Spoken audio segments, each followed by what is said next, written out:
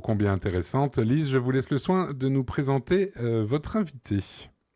Je suis ravie de recevoir dans nos studios à Bruxelles Rivka Ravitz, qui est ancienne chef de cabinet du président de l'État d'Israël, Reuven Rivlin. Rivka Ravitz, hello, shalom, thank you so much for being with us. Hello, thank you for inviting me. Alors, la première question que je vais lui poser, vous allez rigoler, mais elle a 12 enfants et donc je vais lui demander comment vous faites. Rivka Ravitz, everyone is asking you, and I'm sorry, but I have to. You have 12 children and a lot of work. How do you do? So that's really usually people asking how. There's a book in English called How Does She Do It? Did you read that book once? No. It's a funny book about a lady that has 2 children and she's a banker and how she juggles her life. And when I read it, I really laugh. But I think if she would read me, I think she would laugh too.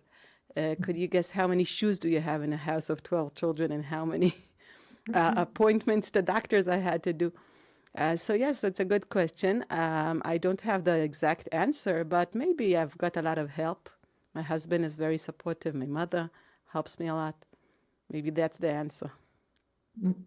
Alors, c'est vrai, c'est souvent ce que les gens me disent. Il y a un livre qui existe en anglais qui s'appelle How Does She Do It? Je l'ai lu. J'avoue que j'ai bien ri, mais peut-être que si elle lisait ce que j'écris moi, elle rirait aussi. Notamment, je pense au nombre de paires de chaussures qu'il y a dans ma maison avec 12 enfants ou au nombre de rendez-vous avec les docteurs que j'ai dû faire.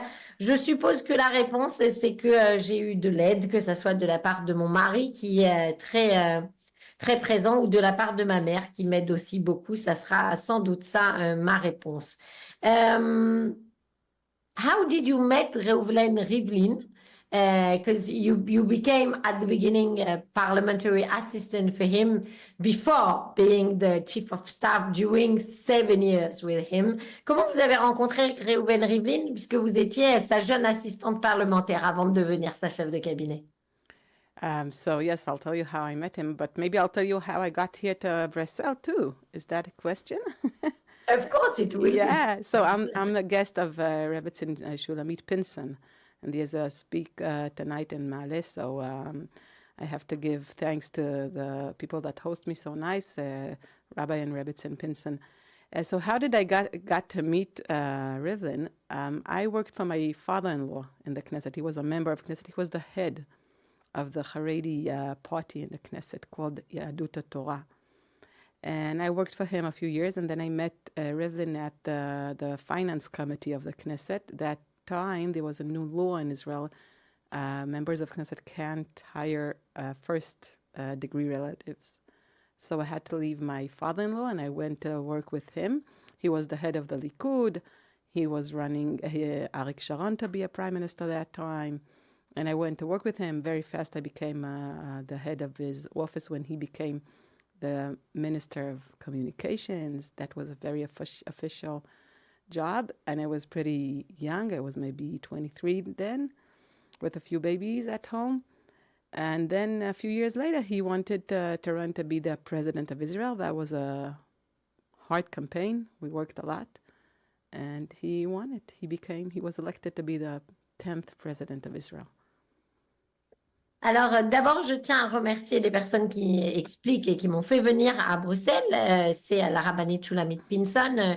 Je donne une conférence à la synagogue Mahalé, donc je voulais les remercier de m'avoir accueilli ici. Et oui, bien sûr, je vous réponds maintenant sur comment j'ai rencontré Reuven Rivlin. Je travaillais à l'époque pour mon beau-père, qui était le chef du parti Yadut Torah, du parti donc orthodoxe, et j'avais rencontré Reuven Rivlin qui à l'époque faisait partie du comité des finances de la Knesset.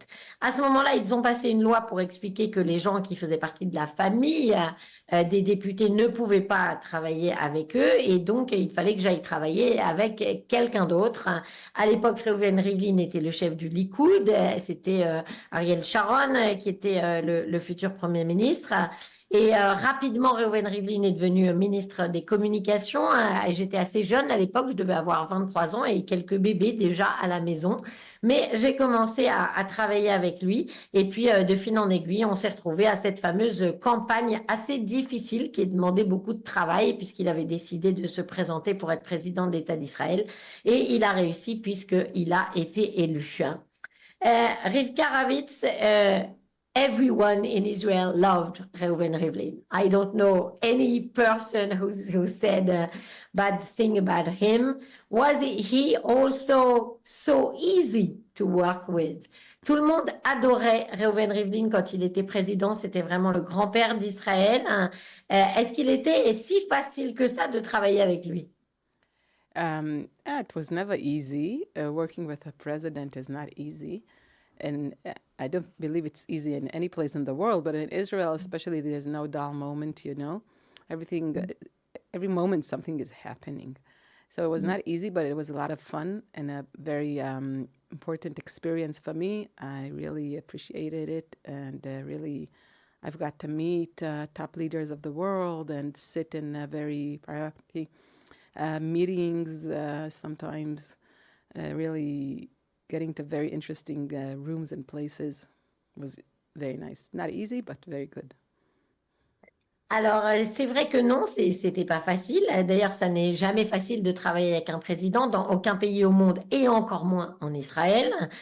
Surtout qu'il n'y a jamais de moment de calme, il se passe toujours quelque chose. Par contre, oui, c'était important et en même temps, c'était agréable. C'était une expérience vraiment très intéressante. Ça m'a permis aussi de rencontrer les plus grands leaders du monde entier, d'être parfois dans des réunions très intéressantes. Et donc, oui, c'était pas facile, mais c'était vraiment bien. You met Joe Biden. Between other people that you met Joe Biden, and he was like on his knees because you have 12 children. And do you think he is a true friend of Israel, Rivka? Vous avez rencontré Joe Biden qui s'est même mis à genoux devant son admiration pour vous avec vos 12 enfants. Est-ce que vous pensez que c'est un véritable ami d'Israël? Yes, the American presidents are always true friends for Israel, and that's very important for us, especially when we have bad wars as we have now. So yes, the American presidents are always good friends of us, and when we went to visit him, he was new, and we didn't know if he's a friend or not. So people were telling us, let's check. And then when he heard I have 12 children, he said, I must go down on my knees at a mother of 12, and that was really, I was shocked, like I was all blushing. And yes, he was our friend, and he gave us a lot of support, and we hope the new president will give us even more support and maybe help us finish this terrible war. We are very happy with the new president. Alors oui, c'est vrai que bien sûr, c'est un vrai ami d'Israël et puis d'une manière générale, les présidents américains sont toujours des vrais amis d'Israël et c'est très important, surtout quand on est dans des périodes comme aujourd'hui, avec des guerres aussi difficiles que celles qu'on mène. À l'époque où on l'a rencontré, il venait d'arriver à la Maison-Blanche et donc on n'était pas encore sûr éventuellement de son soutien, donc on s'était demandé. Et puis c'est vrai qu'à ce moment-là, quand il a appris que j'étais mère de 12 enfants, il est venu, il s'est mis à genoux.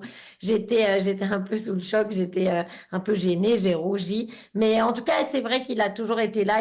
Il a donné vraiment beaucoup de soutien à Israël et on espère que le nouveau président, Donald Trump, pour ne pas le nommer, qui arrive, va lui en donner encore plus de soutien pour qu'on puisse effectivement finir cette terrible guerre que nous sommes en train de vivre aujourd'hui. Rivka, a big part of the job of being chief of staff was scheduling meetings, but also state visits, which you had to go most of the time with Reuven Rivlin. And of course, the security is a very big problem for officials in Israel. Was it really something that you had to work on a lot? Une des grandes missions que vous aviez en tant que chef de cabinet, c'était de prendre tous les rendez-vous, mais aussi d'organiser les visites d'État dans lesquelles vous êtes allé avec Reuven Rivlin la plupart du temps.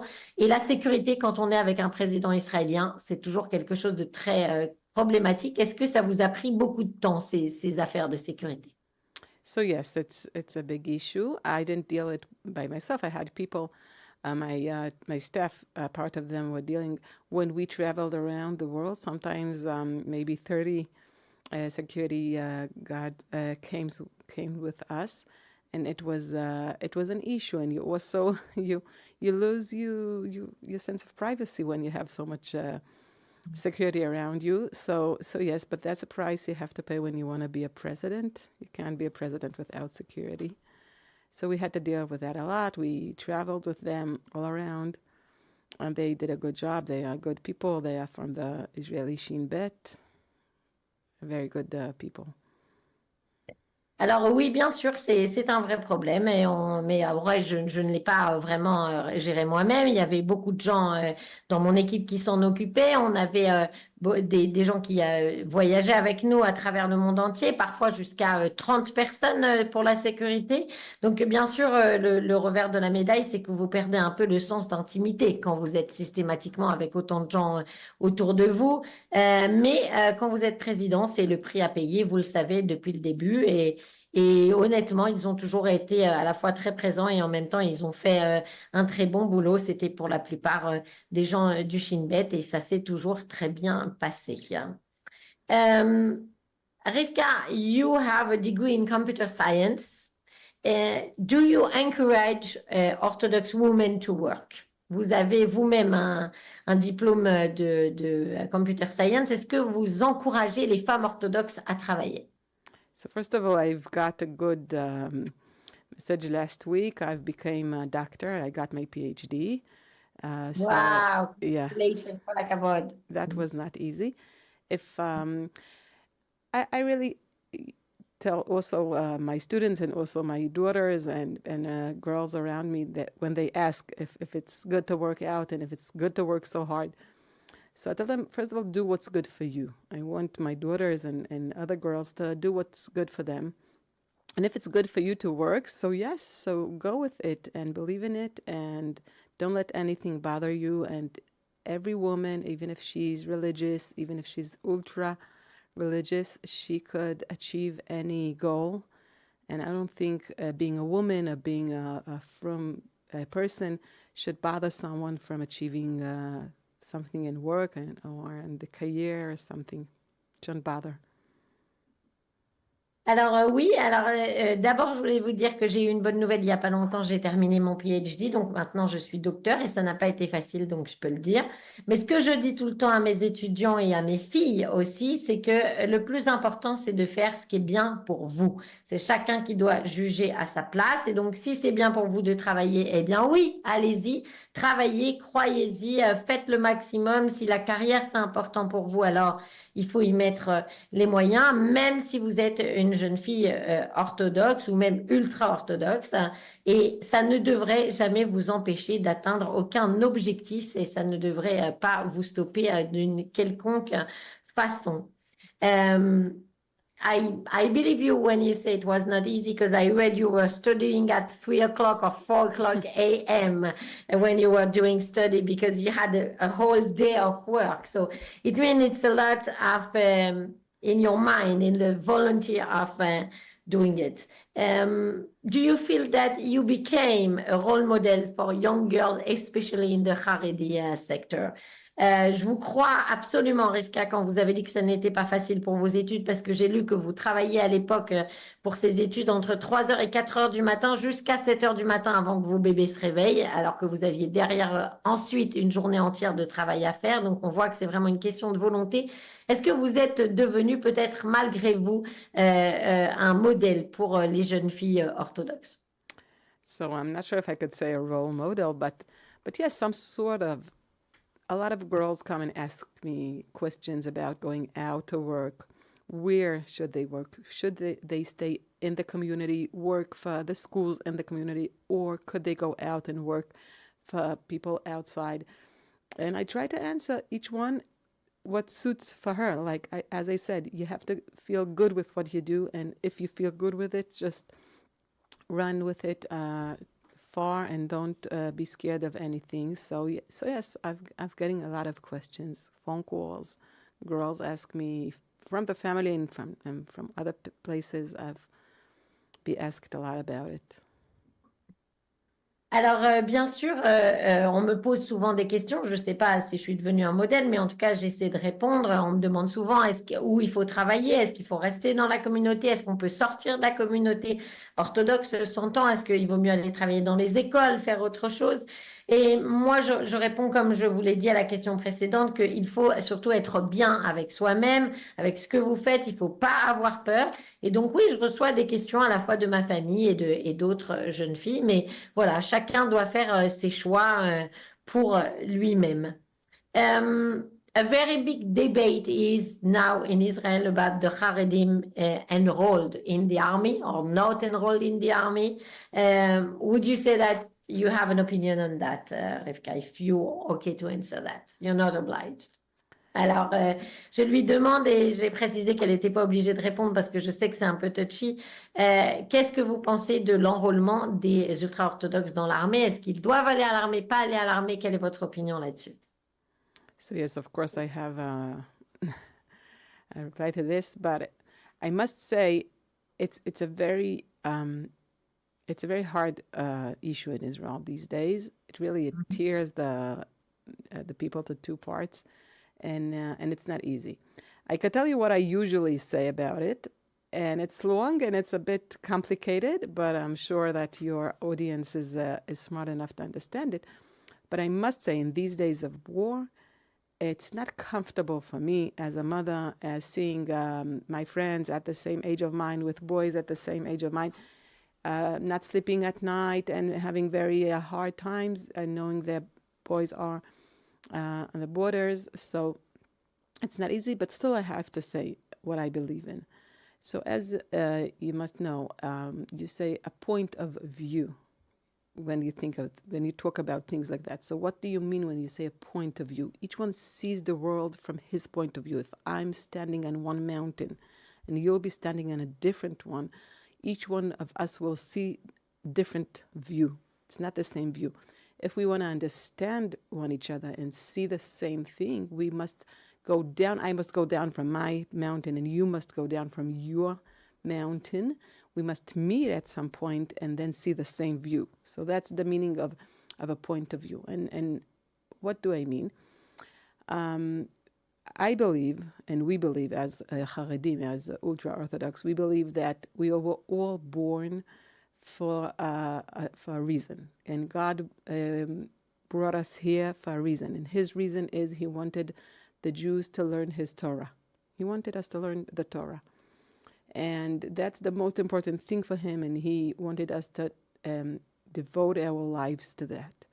Now, you know, around the world, you have about 18 million Jews today. I don't know if you listen to Pew or to some other places, but about between 15 million and 18 million Jews. Out of those Jews, there's even not a promille, a very small amount of Jews that decided to devote their lives to Torah. And they live in Israel, most of them, a little bit also in London and in New York, but a lot of them in Israel. And they sit in yeshiva and they learn Torah, and it's not easy. It's not easy. They don't have vacations. They learn from 7 o'clock in the morning until 11 o'clock in the p.m., and they have just very small breaks between those hours. It's not easy. And they decided, and they live in a poor way of life. And that's what they decided. And Israel, as a Jewish state, had honor to yeshiva students and let them not go to the army. I must say that in Israel, less than 50% go to the army. If you'll go in Tel Aviv, less than 50% of the people go to the army. And those that go, a very small percentages go to the borders. Most of them sit in the offices. So it's not the only sector that doesn't go to the army. It's not the only one. But as people like to do politics, and as it's an issue, as I said, to fight and to be against one each other, so it became a very bad issue in Israel. But it doesn't move us from our belief that learning Torah is very, very important. Alors, oui, c'est vrai, c'est vraiment quelque chose de compliqué, mais je vais vous répondre et je pense que vos auditeurs sont assez intelligents pour comprendre à quel point c'est un sujet qui est difficile en Israël et qui aujourd'hui divise la société et c'est un problème également. Euh, Ça n'est pas facile pour moi de voir mes amis qui sont les mères de plusieurs soldats qui sont notamment sur les frontières d'Israël ne pas dormir, s'inquiéter ou avoir des soldats qui sont blessés. Mais vous m'avez posé la question de quel est mon point de vue là-dessus? Un point de vue, il faut comprendre qu'est-ce que c'est la façon où vous êtes et dont vous voyez le monde. Et bien entendu que là où je suis moi, je ne vois pas la même chose exactement que là où vous êtes vous. Donc il faut comprendre que si on veut trouver un terrain commun, si moi je suis en haut d'une montagne et vous êtes en bas, il va falloir que je descende et qu'on se rencontre à un moment pour arriver à voir la même chose. Maintenant, en tant que moi, personne qui fait partie de la communauté des Haredim, des orthodoxes, nous pensons que chaque personne, chaque être humain est né pour une raison et avec une mission très claire. Et il est évident que Dieu veut que nous étudions la Torah, que c'est une des choses les plus importantes qu'il nous a demandé et qu'il y a des tas de gens qui ont dévoué leur vie entière à cela. Sur les 15 à 18 millions de juifs qu'il y a dans le monde, il n'y a qu'une toute petite partie de gens qui étudient la Torah de manière comme ça tous les jours. Et la plupart d'entre eux vivent en Israël. Il y en a quelques-uns à Londres, il y en a un peu à New York, mais voilà, ils sont à la yeshiva. Ça n'est pas facile pour eux non plus. Ils étudient normalement plus ou moins de 7 heures du matin jusqu'à 11 heures du soir. Ils n'ont pas de vacances, pas beaucoup de pauses non plus entre les moments où ils étudient. Et Israël est un État juif, donc il est là aussi pour leur permettre de pouvoir faire ça. D'ailleurs, je veux expliquer également que, grosso modo, en Israël, il y a plus ou moins la moitié des gens seulement qui font l'armée. Si vous prenez même une ville comme Tel Aviv, il y en a peut-être encore moins. Et la plupart d'entre eux, de ceux même qui vont à l'armée, ne sont pas non plus sur les frontières d'Israël. Il y en a beaucoup qui ne sont pas combattants et qui restent dans des bureaux. Donc, il faut comprendre que les orthodoxes ne sont pas le seul secteur de la société israélienne qui ne va pas à l'armée. Et donc, à ce titre-là, c'est vrai que c'est devenu un gros débat en Israël et qu'il va falloir trouver une solution, mais je crois qu'il faut avoir à l'esprit que ça nous divise, ça c'est un premier problème.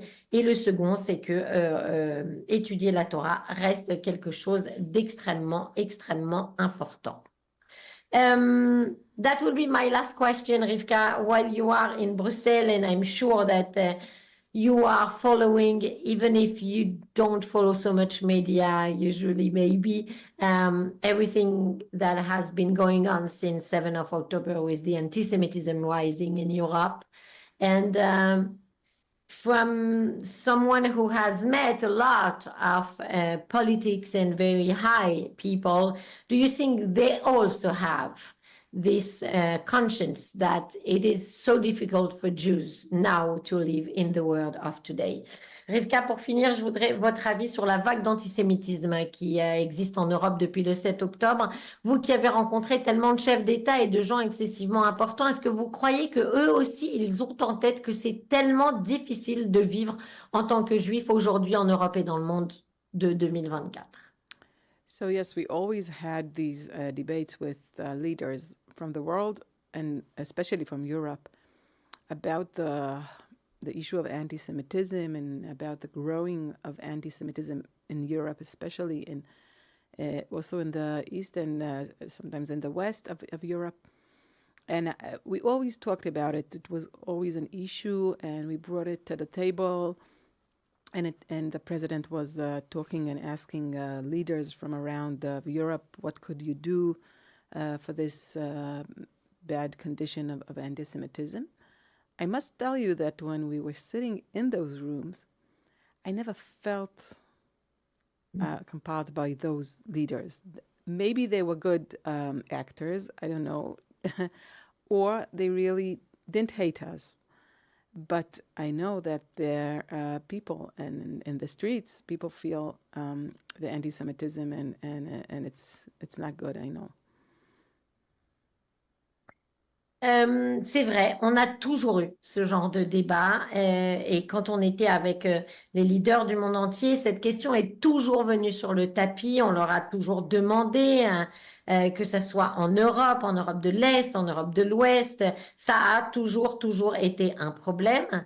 Et le président Rivlin avait coutume de leur demander qu'est-ce que vous pouvez faire pour améliorer ces choses-là. Et je dois vous dire que soit ils étaient vraiment sincères, soit alors c'était de bons acteurs, mais en tout cas, je n'ai jamais ressenti de leur part qu'ils ne nous aimaient pas ou qu'ils n'étaient pas d'accord avec ce que nous disions. Mais c'est vrai que le résultat est le même. Dans les rues, aujourd'hui, je sais que c'est vraiment difficile d'être juif, notamment en Europe. Would you like to add something, Rivka? Just to thank you for inviting me here. Merci beaucoup à vous d'avoir été avec nous et d'être venu dans nos studios, d'avoir pris le temps pour ça. Donc, je rappelle que vous êtes à la synagogue Mahalé et je conseille vivement aux gens qui nous écoutent d'aller vous entendre ce soir. Il faut réserver, on vous mettra des informations sur le site internet de la radio. Thank you so much, Rivka Ravitz. I'm delighted to have you in our studio. My Hannah, thank you.